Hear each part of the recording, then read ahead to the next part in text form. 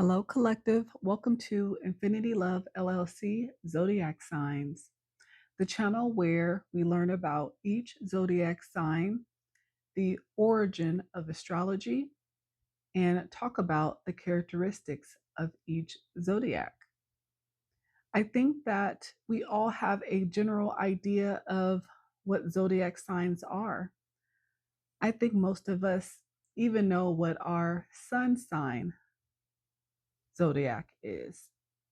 But I don't believe that everyone has a true understanding of astrology and where the zodiac signs originated.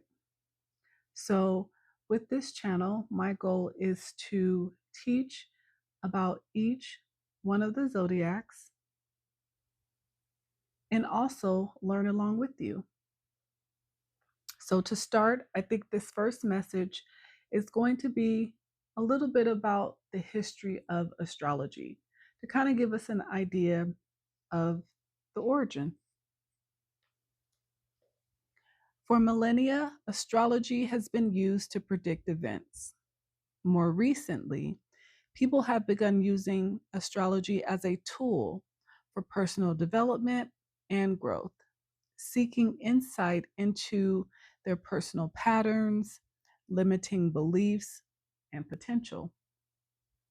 Astrology can help us live in alignment with the elements and cycles of nature, choose optimum timing for everything from farming to relationships to work life, and engage in psychological exploration and past life lessons. Astrology can help us heal our disconnection with the natural cycles of the universe and live in harmony with the cosmic cycles as they work within us. At its highest level, astrology is a tool that brings each of us into a higher spiritual connection with the universe and the cycles of the universe, helping us make conscious choices to live up to our highest potential. So, what is astrology? Astrology is an ancient science that uses observation of the planetary cycles and movements over time to record patterns and events triggered by the movement of the cosmos. As the moon's cycles so clearly affect the Earth's tides, menstrual, and other biorhythmic cycles, and our emotional energies, the other cosmic bodies, luminaries, planets, asteroids, and beyond work within us as well. Everything in the universe is connected, a fact long known by astrologers, but now being recognized by scientists using quantum mechanics, which suggests that every atom affects other atoms. In quantum physics, everything is made of waves and particles and works according to entanglement theory, which suggests that no particle is entirely independent. In a nutshell, everything in the universe works together, and the movements of the cosmic bodies activate energy within us and the natural world. In other words, we are entangled with the entire universe. All the energies intertwine in an intricate dance of planetary magic and science, and the language of astrology interprets that dance.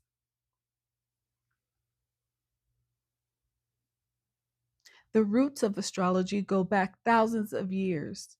Archaeologists have found evidence that humans may have tracked lunar cycles from the earliest of times, such as cave paintings marked by lunar cycles.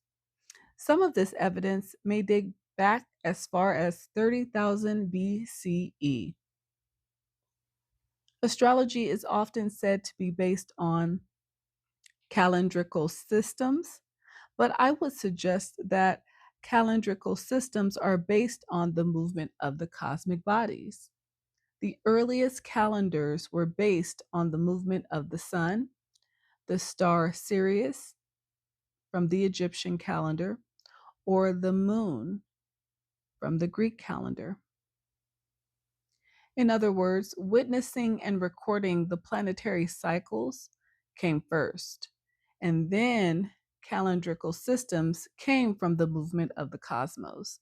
This means that astrology is at the root of all our lives.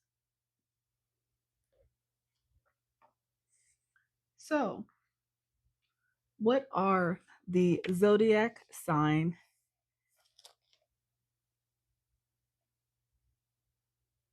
that you see on the table?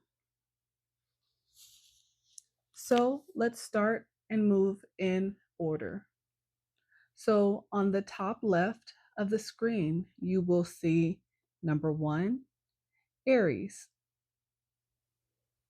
Aries is the first of the zodiacs in the first house, and it is represented by the ram. Then we have Taurus, the second house. Taurus is represented by the bull. Then we have Gemini in the third house, which is represented by the twins. Then we have Cancer in the fourth house, which is represented by the crab.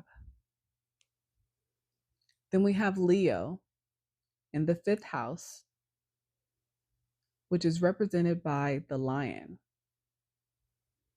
Then we have Virgo in the sixth house, which is represented by the Virgin. Then we have Libra in the seventh house, which is represented by the scales of justice. Then we have Scorpio in the eighth house, which is represented by the scorpion. Then we have Sagittarius in the ninth house, which is represented by the archer. Then we have Capricorn in the 10th house, represented by the sea goat. Then we have Aquarius in the 11th house, represented by the water bearer. And then we have Pisces in the 12th house, which is represented by the fish. So as I begin studying and learning with you, we will study each of the zodiac signs one at a time.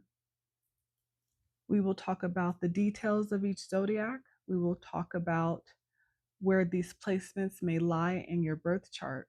If you have not figured out your birth chart, if you know the date and the time and location of your birth, you can look this information up online. This will help you to understand all of the zodiac placements in your birth chart. The sun sign is the zodiac sign you were born in, but there are many other placements in your birth chart. So finding out this information will be helpful for you as we go along.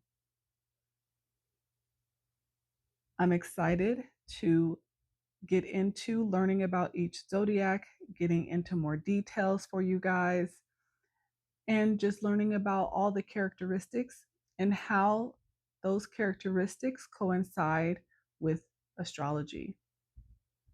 I look forward to the next one. I hope you guys enjoyed. I look forward to growing the family, and I hope that you enjoy learning with me as well. Until next time, you guys. Bye.